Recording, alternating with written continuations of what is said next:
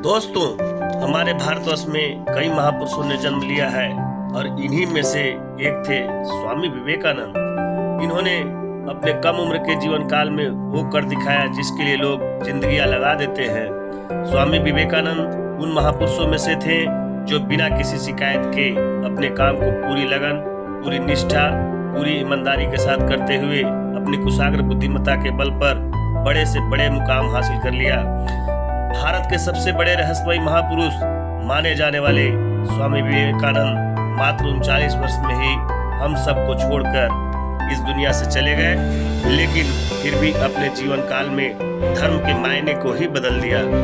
जहां एक और सबको लगता था कि वो जीवन में कभी सफल नहीं हो पाएंगे, वही दूसरी ओर स्वामी विवेकानंद अपने मेहनत और लगन से सफलताओं का आसमान छू लिया।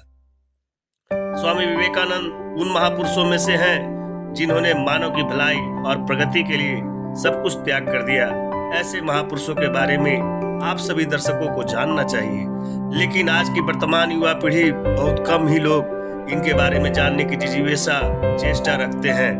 तो चलिए आज की वीडियो में बात करने वाले हैं ऐसे महान आध्यात्मिक संत की कहानी जो आप अंत तक सुनेंगे तो आपका जीवन पर गहरा अमिट प्रभाव पड़ेगा। तो जी हाँ दर्शकों, हम जेनिथ थिंक यूट्यूब चैनल पे आप सभी का स्वागत करते हैं और बिना समय को गवाए हुए उनके जीवन गाथा की ओर चलते हैं। 12 जनवरी 1863 को कलकत्ता में ज्ञान व आध्यात्मिकता रूपी एक ऐसा सूर्य उदित हुआ जो युगों युगों तक संसार को आलोकित करता रहेगा।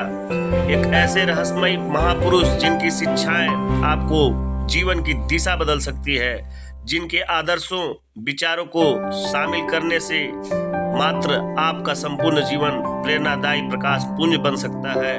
कम उम्र में ही अपने ओजस्वी विचारों से संपूर्ण विश्व का हृदय जीत लेने वाले महापुरुष स्वामी विवेकानंद की, जिन्होंने पूरे विश्व को धर्म की एक नई परिभाषा दी, एक ऐसा प्रकाश पथ आलोकित किया जिस पर चलकर वर्तमान युग के युवा अपने लक्ष्यों को पा सकते हैं।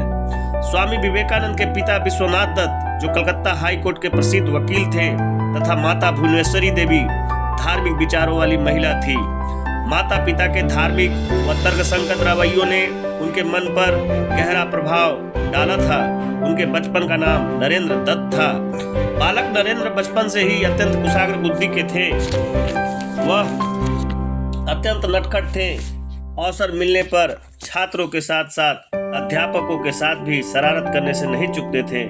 माता पिता के धर्मपरायण होने की वजह से उनके घर में हमेशा अध्यात्म का माहौल रहता था, जिससे उनके मन में भी ईश्वर को जानने की लालसा तथा प्राप्त करने की जिज्ञासा बढ़ती गई।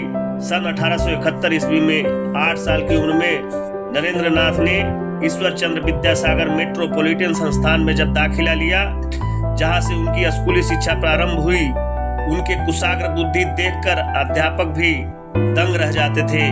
उनके विलक्षण प्रतिभा के कारण उनका हर जगह डंका बजता था। इस अद्भुत और दिव्य प्रतिभा का अंदाजा इस बात से आप लगा सकते हैं कि वह प्रेसिडेंसी कॉलेज प्रवेश परीक्षा में वह प्रथम श्रेणी से उत्तीर्ण होने वाले प्रथम छात्र थे। धर्म, दर्शन, विज्ञान, कला व साहित्य के प्रचंड विद्वान थे। साथ ही धार्मिक ग्रंथों के अध्ययन में भी उनकी गहरी रुचि थी। क्या आप जानते हैं कि उन्हें नरेंद्र से स्वामी विवेकानंद का नाम कैसे पड़ा? जी हाँ, सर्वप्रथम महाराजा अजीत सिंह ने नरेंद्र से स्वामी विवेकानंद का नामकरण किया था। उनकी विलक्षण प्रतिभा की वजह से उन्हें श्रुतिधर भी कहा जाता था। उन्होंने मानवता तथा प्राणी मात्र के प्रति करुणा से परिपूर्ण विश्व की कल्पना की तथा धार्मिक आडंबरों का कड़ा विरोध किया। उन्होंने उन विसंगतियों के खिलाफ वैचारिक युद्ध किया। उन्होंने सदियों पुराने सनातन धर्म का डंका विश्व में बजा दिया। 11 सितंबर 1893 को अमेरिका के शिकागो में आयोजित विश्व धर्म सम्मेलन में अपना विश्व प्रसिद्ध भाषण जब उन्होंने देना शुरुआत किया, अमेरिकी निवासी भाइयों एवं बहनों, यही वाक्य सुनते ही जो तालियों की गड़गड़ाहट हुई, उससे वह विश्व पटल पर छा गए तथा उन तालियों की गूंज सदियों तक सुनाई देगी। वह अपनी जन्मभूमि की सेवा को सर्वोपरि मानते थे, इसलिए वह भारत लौटे तथा अपने गुरु रामकृष्ण परमहंस की स्मृति में 1 मई 1897 को रामकृष्ण मिशन की स्थापना की। हिंदुत्व की जो स्थापना व्याख्या उन्होंने दुनिया के सामने रखी, इससे पूरी दुनिया का भारत को तथा हिंदुत्व के प्रति दृष्टिकोण ही बदल गया। वह युवाओं से अत्यधिक प्रभावित थे। वह मानते थे कि जिस दिन इस देश के युवाओं ने अपने धर्म, देश, संस्कृति के प्रति सकारात्मक चेतना का विकास हो गया, उस दिन हमारा देश दुनिया के अग्रणी देशों की कतार में सर्वप्रथम खड़ा होगा। उन्होंने पूरा जीवन ही संसार के कल्याण के प्रति समर्पित कर दिया। स्वामी विवेकानंद को आधुनिक राष्ट्रवाद का जनक भी माना गया है, पर उनका राष्ट्रवाद आज की तरह छिछला व ढोंग से परिपूर्ण नहीं था। उन्होंने एक ऐसे समाज की परिकल्पना की थी जो सभी भेदभाव से परे हो। उनके गुरु रामकृष्ण परमहंस के साथ उनके संबंध गुरु शिष्य के संबंधों की मधुरता तथा उच्च आदर्शों को परिभाषित करते हैं। स्वामी विवेकानंद ने एक बार कहा था, जिस तरह नदियां अलग अलग जगहों से निकलती है तथा अपना रास्ता चुनकर आखिरकार समुद्र में मिलती है, ठीक उसी प्रकार इंसान भी अपनी मर्जी से अपना रास्ता चुन सकते हैं, परंतु वह रास्ता ईश्वर तक ही जाकर खत्म होगा, क्योंकि सभी धर्मों की मूल में एक समान शिक्षाएं हैं।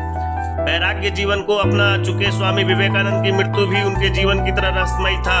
कठोर तथा सुख सुविधा विहीन जीवन ने उनकी काया को रुग्ण बना दिया था और इनके उपरांत उन्हें अपनी मृत्यु का भी आभास हो गया था कि वह शायद ही अपने जीवन के 40 वर्ष भी पूरे कर पाएंगे। 4 जुलाई 1902 ईस्वी को वह चिर निद्रा में चले गए, परंतु अल्पावस्था में उन्होंने वह कर दिखाया जो लोग सैकड़ों वर्ष जिंदा रहकर भी नहीं कर पाते हैं। स्वामी विवेकानंद के बताए पथ पर चलकर आप अपने लक्ष्यों को साध सकते हैं, पूरा कर सकते हैं और उनके आदर्शों को अपने जीवन में स्थापित करके अनमोल लक्ष्य को प्राप्ति कर सकते हैं। जय जवान, जय किसान, जय हिंद साथियों। ले रहे हैं अलविदा। मिलते हैं फिर अगले वीडियो में। शुक्रिया।